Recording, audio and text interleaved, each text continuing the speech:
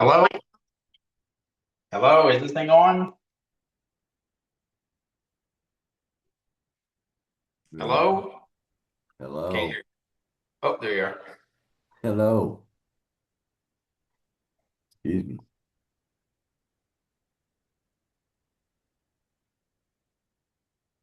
So what has become more clear to you since last we met?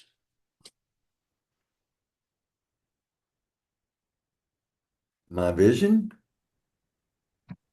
Your vision. Oh, I got what the sand, nightly sand out of my eyes, and I can see much better. Thank you. Yes. Let me get rid of these bots that jump on here. So let's see. Good morning. Hey, George. Long time no Yeah, see. It's I been know. hours.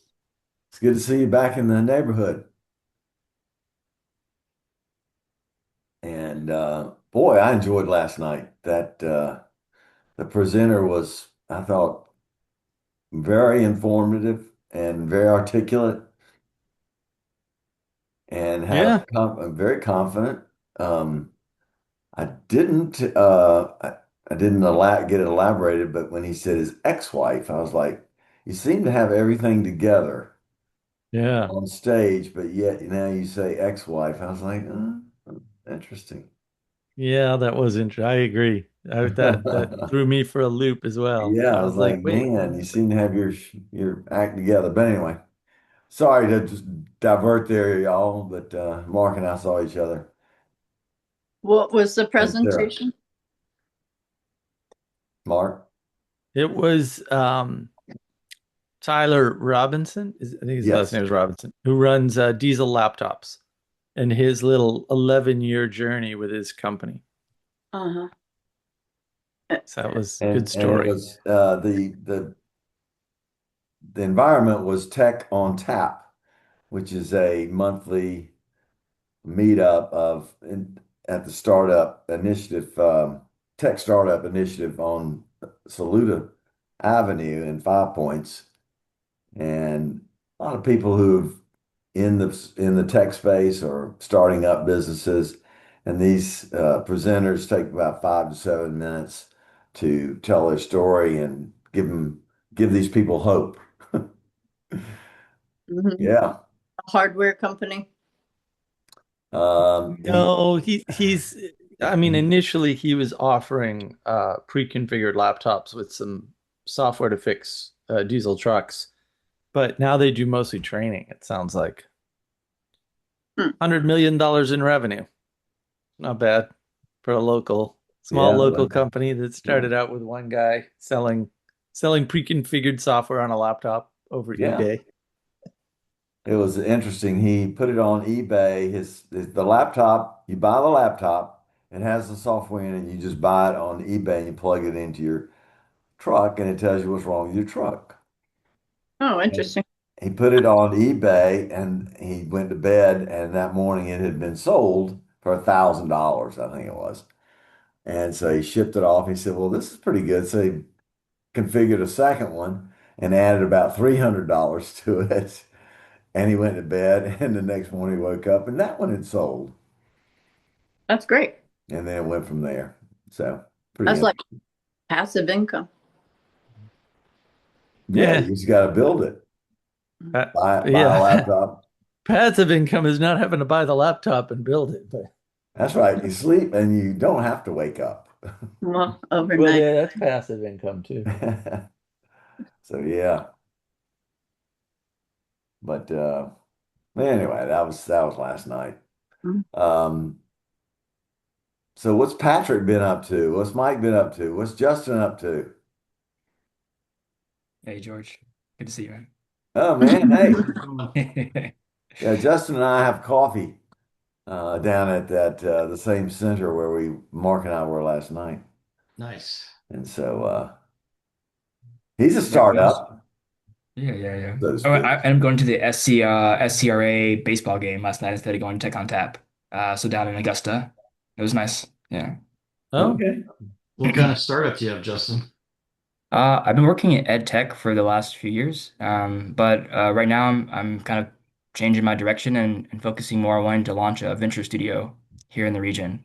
So wanting to focus on helping mission-driven organizations who have trouble kind of finding sustainable business models, kind of create products or ventures that help them to be able to do their good work, but have a revenue stream that helps them, support them.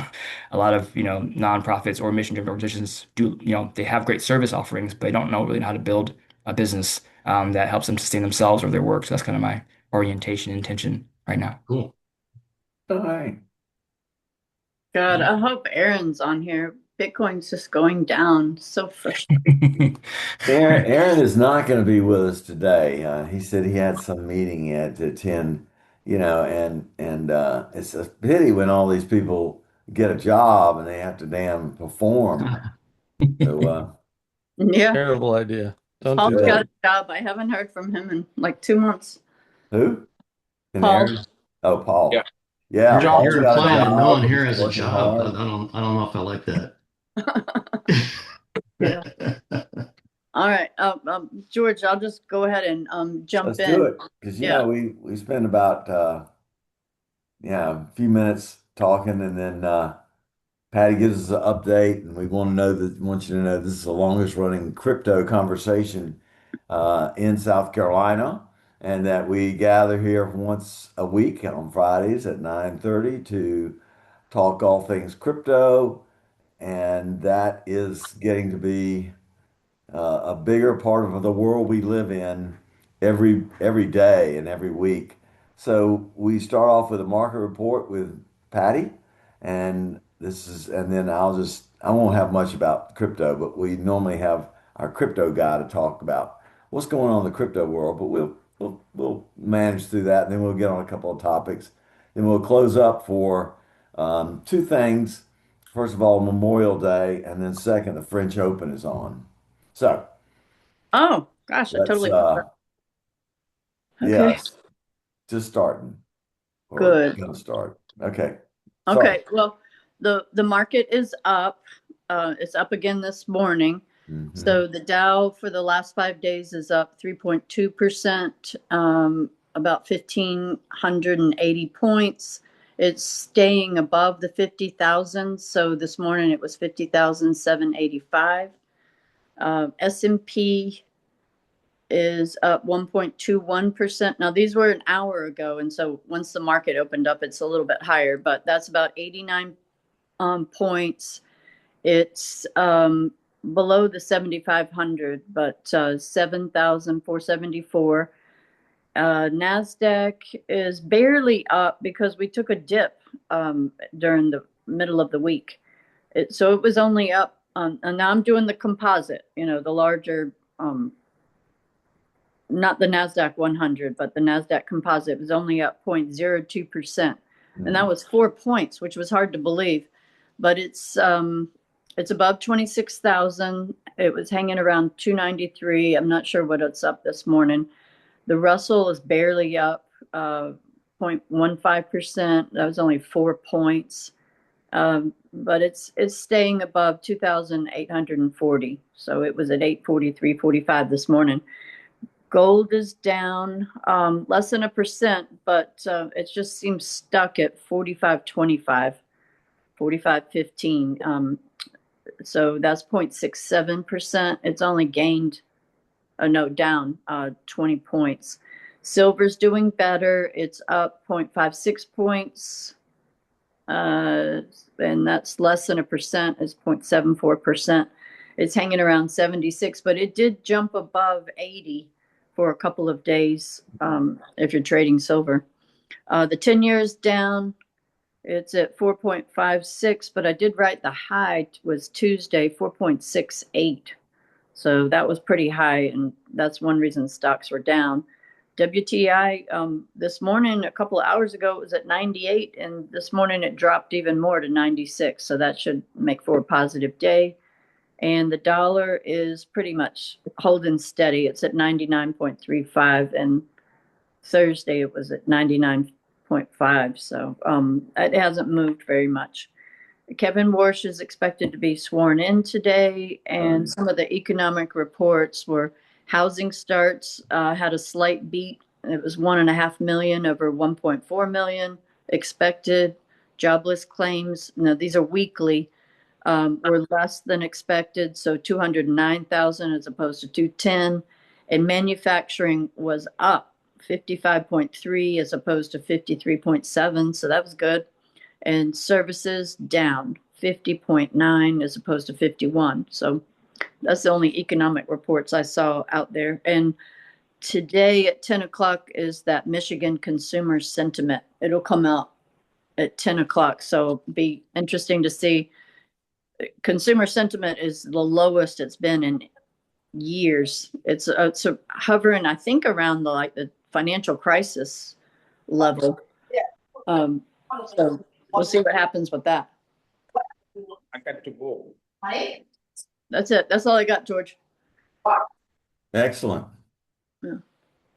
And I would say, since Aaron's not here, Bitcoin is just stuck. Yep. It's hanging around 77,000, hanging on to maintain that level. It did jump up to 82 briefly, and then it just lost 5,000 very quickly. So that's kind of frustrating. Oh, it went up to 82? Yeah. Wow. I saw it because 77. Well, MicroStrategy, it's a Yeah. levered play, and it went all the way up to 195. And then when Bitcoin went down to 77, it lost $30. So I was like, shit. That's Yeah. right. Yeah. Because, well, yeah, that's another, we'll talk about that later. Uh-huh. But it is interesting to me. It's been pretty flat for the whole crypto market, at least the top 10, which is really the only ones I ever look at, have been pretty flat in terms of movement. And I was listening to a Paul Barron interview. Don't know who the gentleman was, but he was talking about the strange environment that we're in, that he was indicating that there is so much adoption and buying of Bitcoin and Ethereum. The chain is going crazy in terms of people adopting Ethereum to bring their projects online to use those rails. And XRP is the same thing. Just I know. every day you see an announcement where so and so is launching whatever, and they're using XRP, and XRP doesn't move. Just It goes doesn't move. down. It's so strange to me. Yeah, it's at $1.36. Yeah, exactly. Solana is flat as a pancake, and so is Ethereum. So it's not reflected in the price. I would Do you compare. want a That's just currency? Like, do you want a currency, or do you want something else? Because currencies can't move up and down. So if you want it to be a currency, it's going to be a currency. But then it's not going to move up and down. So it's not an investment anymore. You No, that's just a got to stable pick coin. one. You just got to pick No, one. that's a stable coin. No. Stablecoin's Stablecoin is stable. a made up thing where they were trying Well, they're to all made up, stabilize Mark. Bitcoin. No, they were trying to stabilize Bitcoin and other cryptos. But then when you No, they were stabilize trying- them, they don't move up and down The reason anymore. they built stable coins was so the U.S. Treasury would have somebody to sell to, because nobody was buying them. You Well, knew that. it's possible that they're trying to create the currency by using the government, because you'd have to. Yes. So that makes perfect sense to me. But yeah, but if you want a currency, it's not going to move up and down a lot every day. It's not supposed to. How can you buy bread if the currency changes that much on an hourly basis? By analogy to what Mark is saying, and I could be totally off on this because I'm definitely not the expert, but if you look at Circle, so Circle actually had to partner with somebody else, Coinbase, so that they could generate the revenue to sustain the model. So I know that's not a perfect analogy, but that might explain why a currency itself is not intended to move up and down. Right. Hmm. Right. It has to be stable. Well, Then it's I not an didn't- investment I anymore. didn't think Ethereum was supposed to be a currency. It's not. They all are. Yeah. Like, they're all Yeah. trying to be currencies. They're all trying to take over the quote banking ethos or something for whatever, which won't work, because in order to have a currency, you have to have a centralized point of control to stabilize the currency so it doesn't move up and down, and so that people that are selling bread know what their profit margin is, or if there is one, right? Like it's not a magic trick. It's Well, a very it's simple set of why constraints. it's why in foreign, particularly African countries, they no longer trade in their dominant currency. They Right. use Tether, which is But basically a stable coin as a currency. well, they've used lots of things over the years, because Right. it turns out that even as a government, if you don't know what you're doing, it's extremely hard to create a currency, and it's really hard to make it stable, especially if you don't have control of the That's true. entire ecosystem. Yeah. Right. And so, yeah, anybody who studied Africa, or any of the countries in Africa, any of the South American countries, would already know this wasn't going to work, because this is very hard to do and no one can pull it off. It's not a technical problem. It never was. Right. And the And that's banks are probably just one the of the reason. reasons why BRICS is having some trouble. You don't hear Yeah. much about it right now. They just individually those countries are buying gold, and I guess China is probably the biggest. But anyway, Well, it's well, interesting. Gold's not stable anymore. It was. Now it's crazy again. yeah. You're, But you're but also where the measuring What all of these things against the dollar, what right? is Got to measure against something. Yeah, but Yeah. where the transaction where the income or revenue is generated is from transactions on top of it. Right. mhm. Yeah, What so the is reason why it's hard for countries to create currencies is because they're all creating fiat currencies out of the gate, right? So the reserve currencies the last 500 years all started out as commodities. They're all backed by gold. If you start out as a fiat currency, you have to be somehow the best fiat currency out there. And the best fiat currency out there right now is the US dollar. That's why it's so hard to start a new currency, because none of them are backed by a commodity. okay? Right. Well, They're just thin air or the military.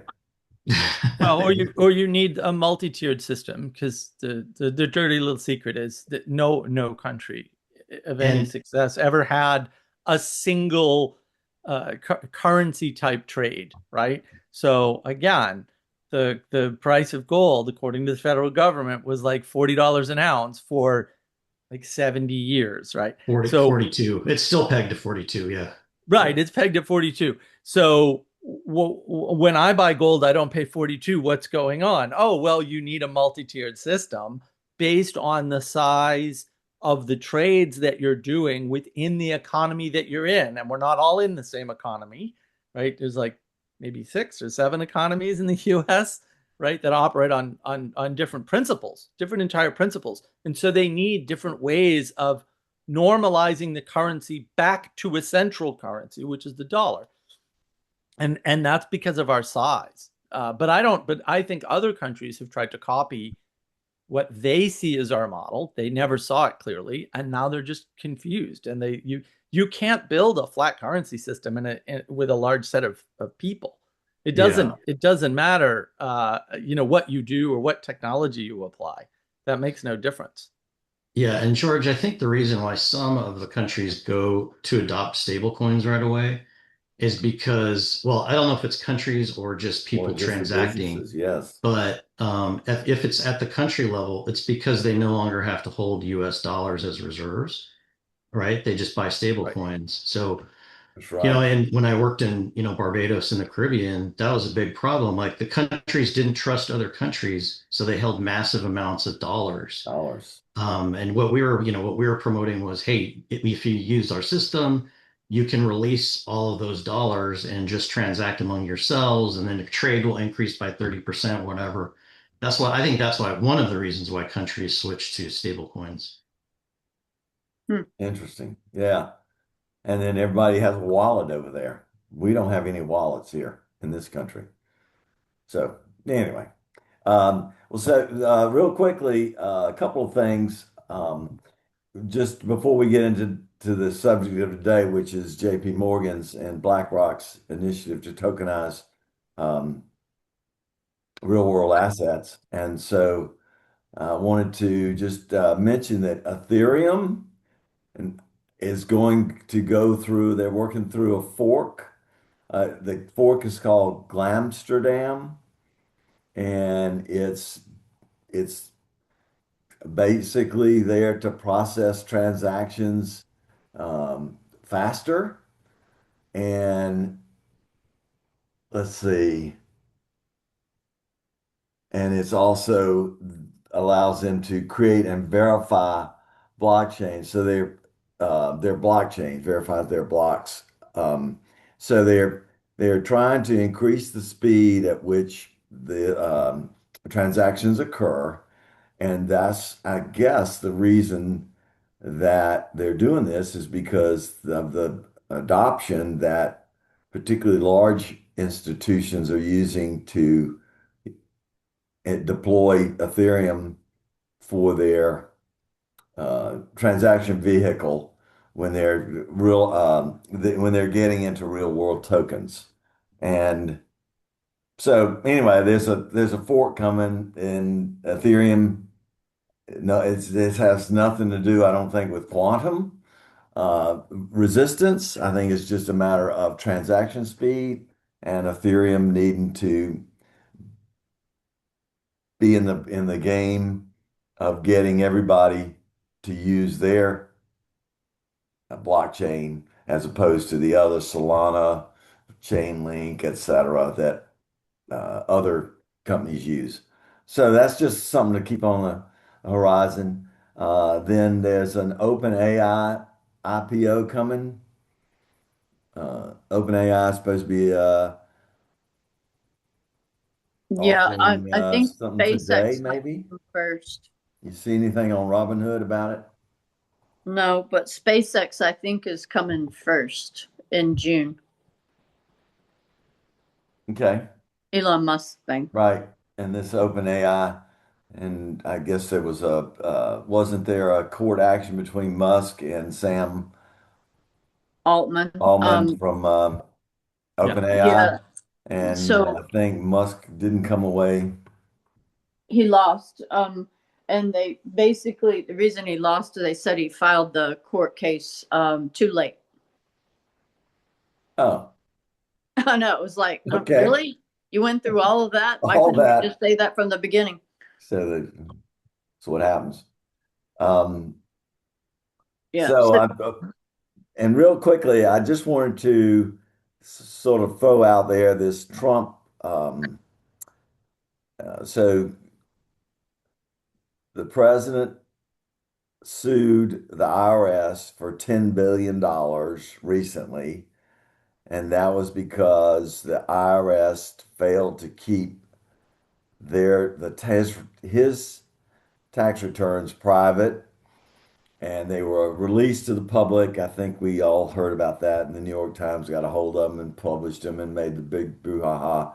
So the president sued the IRS, and there was a settlement recently. Anybody want to sort of dive into what they might have heard about what got settled between the Department of Justice and the Trump and the family? well, I heard the family can't be sued for anything in the future. Any kind of, I guess, That's what I thought too, Yeah, but they're actually exempt. They're that's not exempt quite right. from They're tax not, I mean, audits. does anybody want to take a shot at this? They're no. not subject to audit in the future or They're not any. subject to audit of anything that occurred prior to May the 18th, 2026. So anything going back, they are subject going forward. That's, Are you sure? That's interesting, George. I yeah, did not realize that. I didn't either. I thought it was like, everything forward. I was like, man, that's a golden goose right there. But I think it's just from, yeah, just Google it, somebody, if you would. Well, it makes you wonder, what have they done that they're trying to hide? Or they just don't want to be harassed again Well, in they the way don't they want were to be last time. they called it law. What do they call it? Lawfare? Lawfare. Yeah. Lawfare, They, yeah. they don't want the IRS just endlessly auditing them. Exactly. And the next Fair enough. administration come I in. wouldn't either. Like that would be a retaliation the IRS would absolutely do. Mm. And that's not only Trump, but it's the family as well, and the family interests. So, Yeah, uh, well, that would be Anybody remember harassment, anybody right? remember the name Letitia James? I mean, this is all the fallout from the New York mortgage uh, lawsuit. So that's I right. mean, what a Yeah. big deal. I mean, it was lawfare. I mean, I don't think there's any doubt about that.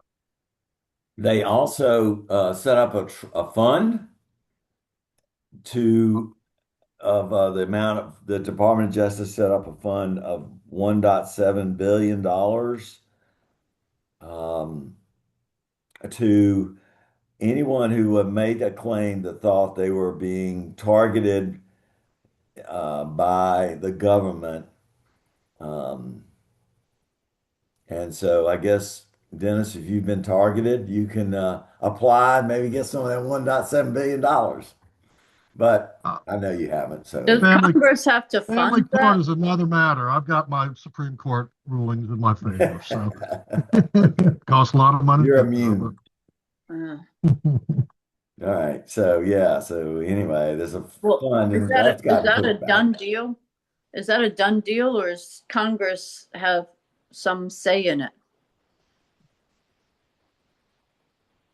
I thought it was a And done what? deal. I thought it was a settlement, just like if It's a you, legal thing. Congress can't get involved and, without a majority or something. Like why would they? yeah, They're and they, spineless. They're too spineless to do their job about whether or not we can go to war. You think they're going to get involved in this? No. Well, let's is it, say but I thought it was part of the discussions, ongoing discussions of the budget. So the did I. 1.7 billion. Yeah, Yes. I don't think it's And a done deal. and I thought it was and part of the that's settlement. subject to congressional Yeah, that would approval. be. I agree with you, Reba. Thank you, But Reba. if that's part of it, but okay. My idea, my understanding was they settled, and part of it, they set up a fund. The Department of Justice set up a fund for anyone claiming that they were being targeted by the government's lawfare uh, Yeah. in the past. I don't And think of usually January 6 people, all that kind of stuff. the Congress isn't going to strike down a small line item like that that's part of an existing budget. Like the Yeah, departments can usually spend whatever whatever's in their I'm budget sure already. they I just don't looked in their back pocket and found it and said, "Let's just give them this, they have budgets for all this, all this stuff." up front. The Congress usually deals with the big dollar amounts, not the $1 billion. That's not even a blip in the federal spending system. Well, it becomes a political hot button. Well, Yeah, they could try to make it a political hot button. I'm just well, they saying already they won't have. even make the war a political hot button. If they tried to make this a political hot button, I don't think it would go over well. I No, don't see that a lot of Congress people are that motivated to it's being get called involved Trump's in a slush fight they fund. already lost. That On seems the that seems 18th, the Department of Justice put out their own press release that talks to it in pretty good detail. It's the Attorney General's direction. The fund can be audited, and the precedent for this fund was a fund called Keeps Eagle, where Obama created a $760 million fund to redress various claims alleging racism, That's et right. cetera. So Yeah, it's precedent. legal. It's a line item. It's created by the Department of Justice, and they have a pretty good detailed article online about it. Yeah, it's is that Eric? Well, can I Yep, just sure say, is, George. All right, I don't good know man. how things work in Congress, but state agencies in South Carolina can have all sorts of ideas of how they want to spend money, but they have to go before the General Assembly and get approval for that line item to be in the budget. So Yeah, the federal government doesn't work that way at all. Like we have two separate government structures in the US, and the federal government is just a very different structure from the states. And all the states are different too at that level. In most states, the departments have their own budget, and it's just allocated for however long it's allocated for, and they can spend it however they want.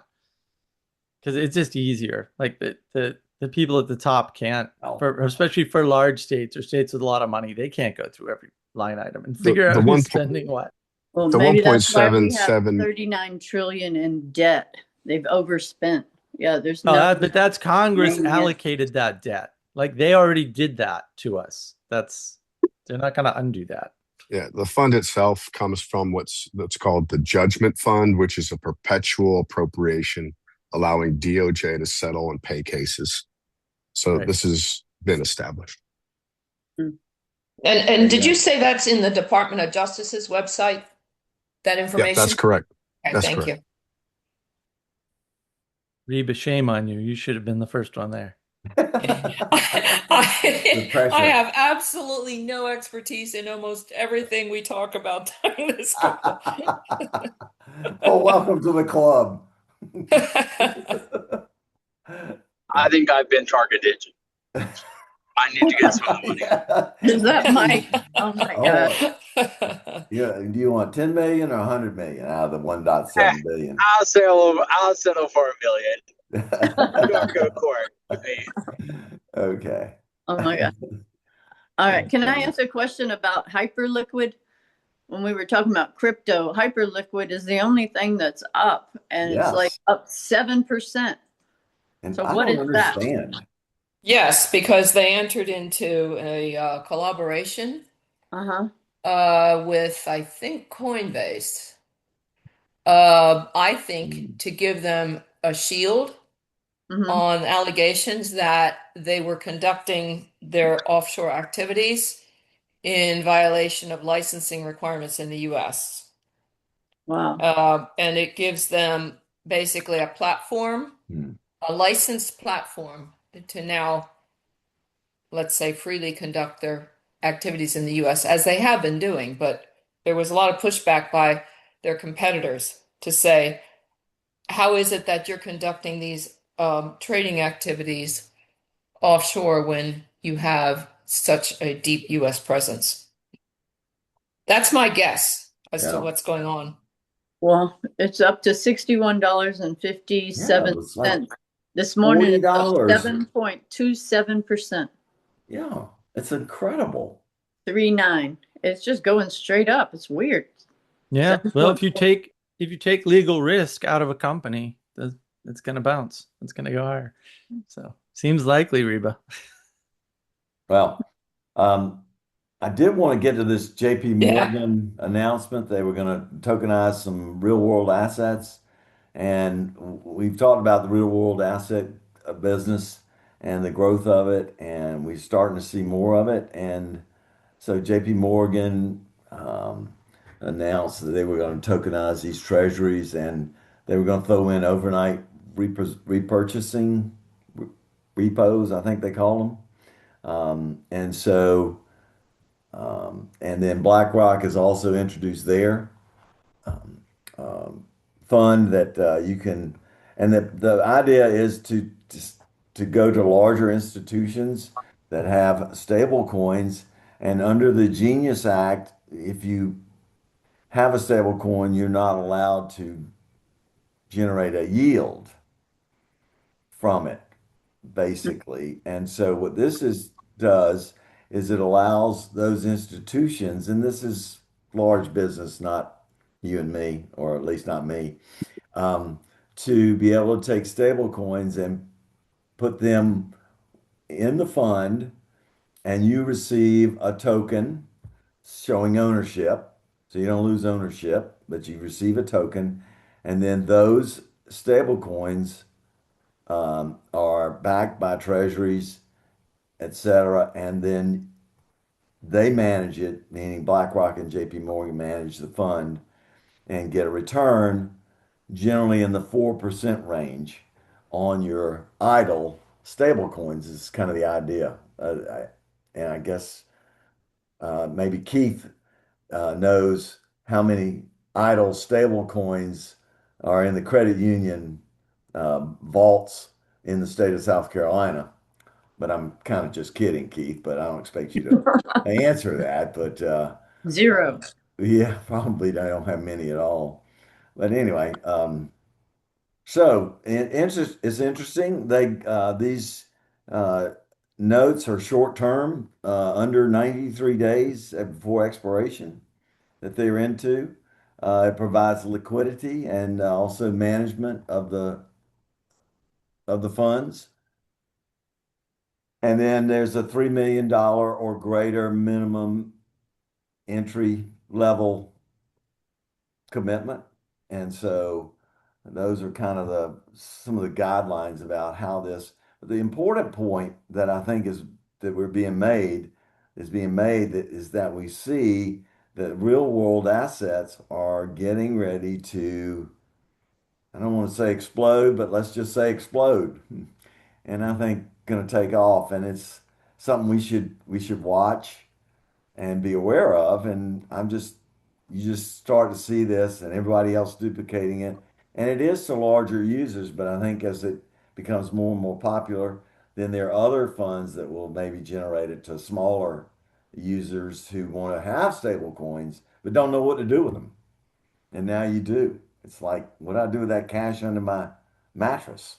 Well, didn't Amazon and Walmart say they were going to create their own stable coins? So that would be something that we could use. Yes, I do. Yeah, that was months ago. I haven't heard anything about That, that. that I think that is more of a play for the retail customers versus what you're talking about on the JP Morgan and BlackRock level, which is, as you said, focused on institutional use. And it is clearly a way of being able to put, as you say, you were talking about idle cash. This is putting assets to use via collateral arrangements so that they can do trading and investing and have collateral available for that activity. So they're not having to sell the underlying in order to free up the cash to engage in these trading activities and investing and investing. Yeah, this is an expansion of JP Morgan's prime brokerage business. So the way it works is that if you're an institution, traditionally, if you had government bonds, you would pledge them out to repo to someone like JP Morgan, and you have to pay a fee, an annual fee for their services, whatever, $100,000 a month, whatever it is. And like you said, George, there's some minimum $3 million that you're going to be willing to pledge. So let's say you've got $3 million of treasuries, you pledge that they'll give you 90 cents on the dollar, typically for a US Treasury. Mortgage-backed securities back in the day, they were a little bit lower. If they were Fannie Freddie, maybe they were 85, maybe 90, and treasuries are 95. And then what you do is you pay a spread, SIBOR plus something, and you pay that to JP Morgan. And the maturities are 30, 60, 90 days, like you mentioned. And the riskier the collateral, the bigger the haircut and the bigger the spread. But all they're doing is they're looking through the stablecoin because they're backed by treasuries and saying these things theoretically are just like treasuries. So why don't we add them to our prime brokerage suite? And so we can just make more money. That's all. Is that like quantitative easing or creating some kind of liquidity for the system? Well, what it allows you to do is remember if you're an institution and you've got part of treasury management, where do you park your excess cash? You're going to put it in your savings account. You could, but FDIC only only insures you to a certain amount. So you buy treasuries or something else. And if you don't want to sell your treasuries in the short term, maybe there's some opportunity that comes up and you're going to repay it within 90 days, you can borrow against it using your treasuries. Huh. Okay. And if you're a trading institution, those situations could come up on the fly. Like, let's say you decided Hyperliquid was overvalued. Maybe you want to repo your treasuries and well, I guess the opposite. If you thought Hyperliquid was undervalued, you'd borrow against your treasuries and buy more Hyperliquid and hope you didn't get a margin call, right? Yeah, it's almost like a margin account. And so there are margin calls potentially. Obviously, the treasuries aren't very volatile. But when I worked at a mortgage derivative hedge fund back before 2008, the collateral there went a little bit sideways, and so the haircuts they increased. They went from we'll give you 90 cents on the dollar to 50. So that meant we got margin calls right away. So we had to pledge more assets or get liquidated. So that is what happens. So the riskier the collateral, the greater the probability that you have a margin call. That's why typically people like JP Morgan, they only repo certain things because they don't want to take the risk either, right? They're taking some risk on their counterparty. And the other thing that happened in 2008 was the same one institution, let's say one hedge fund, was pledging we're repoing the same collateral at multiple institutions because they weren't checking. Oh, no. That sounds Yeah. like fraud. Yeah.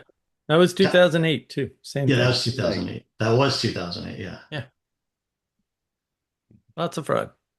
And what triggers a margin call? People just get nervous, like the underlying value is dropping? Yeah, it would be really hard in the treasury market. It would have to be something really severe, like a surprise cut or an interest rates or a surprise, like if they hiked rates by 200 basis points, that would cause some problems. And then that 98% haircut, you might go under that, and then you get a call for your treasuries. But it's more common with a little bit riskier assets. But think it, and again, they're not going to allow repo on super risky collateral. But I think your analogy to a margin account trading equities is valid. It is similar to that. Okay, thanks.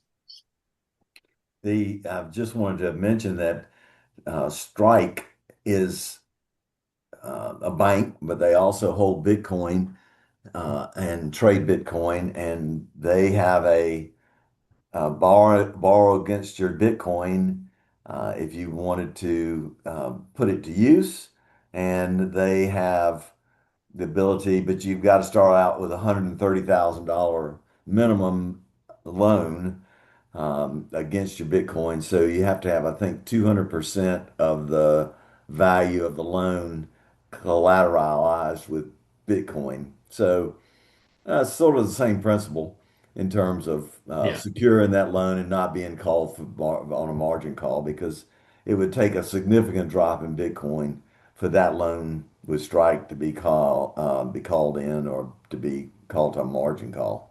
So you had to put Yeah, more you're Bitcoin in. right. It's just that So the yeah, institutional level, the numbers are much bigger, right? You can have a yeah, repo line for 50, 100 million, $1 billion. So it's a lot, just bigger dollars. That's all. yeah. And I like And it. the amount of collateral, I think, is there's no requirement at the institutional level for 200% collateral. No, Okay. not at all. Well, it's the opposite, right? You get like a 30-year, well, they don't have 30-year government bond, a 10-year government bond, you're probably getting 98 cents on the dollar. So you don't have to over collateralize. You're just getting 98 cents on the dollar. So I guess you're Yeah. 2% over collateralized. Yeah. So if the real world asset market is going to explode, um, then how do you tokenize that real world asset? Let's say you own some apartment buildings, and then you want to. There It are doesn't places that you benefit can you, do that now. George. It benefits the banks because they can create more money out of nothing. That's all it does. It Let's- No, doesn't that's a help you credit and I. card. That's a credit Well, No, card. so you're Well, thinking about the front end, George. It's really happening on the back end, right? Well, what happens with commercial real estate? Usually you have to get a loan against it, right? Right. And what happens to that loan? It's securitized, right? It's created into a bond. Yep. That bond is what will be repoed. And now if somebody wants to tokenize that, and then JP Morgan says, okay, the tokenized version Yeah. of that is acceptable for repo, then you have something. But until that happens, you can tokenize whatever you want. That's It right. probably just stays at the retail level. and that So- example, Patrick, is an example of a closed loop system. Part of it is permissioned and part of it is permissionless. In the RWA sort of retail world, there are lots of issues because the UCC framework has not yet been fully developed, so that if you have trading of those tokens, it's unclear whether you have absolute title and right to those assets if you're buying them or selling them in the secondary market. And then the other big issue is liquidity itself. So until there's liquidity that opens up for these assets, there's going to be limited I think, a limited ability to expand that market. Yeah, I think one model that is sort of interesting is, and we'll just stick with commercial real estate, is if the developer goes in to a deal and decides to tokenize, let's say 10%, whatever it is, and then use that as sort of collateral then to get lower rates. I mean, that might be a model that's out there. So it's not 100% tokenization, but a small piece. And of course, you'd have to find investors that want like the equity upside in that commercial real estate piece. But there may be some borrowing cost benefits in that model. I don't know. That's one I could think of. Is Well, there I any agree. benefit to people like us, or is this just something on like in the ethers moving around? Well, I think in that example, you could probably have access to the 10% tokenized commercial real estate piece, if you're probably an accredited investor, I'm guessing. It's just less paperwork, honestly, if you stick the accredited investor route rather than the crowdfunding open to the world. At least if you want US investors. Offshore investors is kind of anything goes. Mm-hmm. And I thought that was the purpose of tokenizing real world assets, is so you don't lock yourself into one geographical area, like for instance, the United States, but now you can offer that token anywhere in the world, and anybody in any country can participate in that investment. Yeah. Well, that's And it. so, That's what blockchain's good for. If you want to if you want to move particularly large amounts of money, but not only large amounts of money, but particularly large amounts of money and across transparent. country boundaries or across bank boundaries, even, crypto's a great case. But it should be a lot of money, and it should be infrequent, and it shouldn't be trying to buy bread. That's all. But it's great for that stuff. It's fantastic. There's much less friction. All And right. George, I would agree with you in the secondary market. In the primary market, where the funds are being raised for that initial tokenization, that's still subject to, SEC regulation. Got it. Yeah, and in that regard, NASDAQ and NYSE are working on the protocol and platform to facilitate tokenization of assets that are listed on those exchanges and to be available to the broader audience. But that's subject, obviously, to a very strict legal and regulatory framework. Well, but that's double. But then you have two things like how do you tokenize a stock? Like that makes no sense to me. I'm not saying you can't do it. Banks do How this. do you tokenize a stock? Time. It's just well, yeah. If it's trading on the sites, they would divide shares. It's kind of like it's like who fractions. owns the shares? Does the person with the token own the shares, or are the shares sitting on the market? Is the NICE holding the tokens and the paper? Like the NICE is facilitating the platform just like it does now for the issuance, for the offering. Are they running the blockchain? You raise a good question though, Mark, because there are different ways you can approach the tokenization. You can tokenize the shares themselves, or like what do you call it? It's like like a bailment, like a certificate evidencing a right to a right to exercise. Yes. Right. That's what they do now. The right to exercise stuff. Right. Well, and again, like so in programming, we call this dereferencing. Like how far away from the thing are you getting? And how is that control being, mediated in the middle? Because if NICE is not running their own blockchain and they're dealing with the tokens, I don't even understand what that would mean or why anybody would do that. Like maybe you can reduce costs again, but it would have to be across some lines of economic or political lines to matter. I don't know why you would tokenize something like that. There's because at some point there's an additional cost too. The point is the big guys are making the money, and then retail people are down here purchasing, and they will ultimately get screwed. Always. Well, they won't necessarily get screwed. I mean, a market doesn't exist without that functionality. Like you're not getting around that problem. So basically farther away from the asset. Well, fundamentally, the way that brokerage system works is it provides liquidity to the market. Right. and you pay for that liquidity. That's Yep. right. Yeah, Yeah. the All right, market doesn't listen, exist we're without getting kind of somebody in the paying the weeds. liquidity cost. We're Yeah. getting in the Yeah, weeds, just Mark, a think of little bit. how trading Right. stocks works right now. Delivery versus payment doesn't really exist anymore. You don't actually get a certificate, That's right. right? You're trusting the clearing agent and the custodian, right? So that's the way. If you want to tokenize stocks, it has to sort of piggyback off the same system. They have to be the ones to adopt it and say, we will accept tokenized IBM, right? We'll clear tokenized IBM. Yeah, that's what the DTCC has said That's it right. has done. I was going to bring that up. There's a thing called the Canton Network, and Yeah. they're working on tokenize these things. And it goes back to Yes. sort of what JP Morgan is doing, because for institutions, it allows them to pledge digitized collateral in real time. I hope nobody's had to go through this before, but if you're doing these like swap transactions or TBAs or anything like that, it's a counterparty to counterparty thing. You know, your things are in a drawer. And if you wanted to get out of that transaction, you have to find another counterparty. Yeah. Yep. And it's very time consuming, very laborious. But if DTC pulls this off, all of these digitized assets can move rather quickly. So you can pledge hedge fund, assets that are tokenized or treasuries that are tokenized rather quickly. There are a lot of things that have to be worked through. So on the hedge fund side, obviously the KYC AML is a big issue. Who accepts this hedge fund's collateral? What are their DTC or sorry, KYC AML requirements?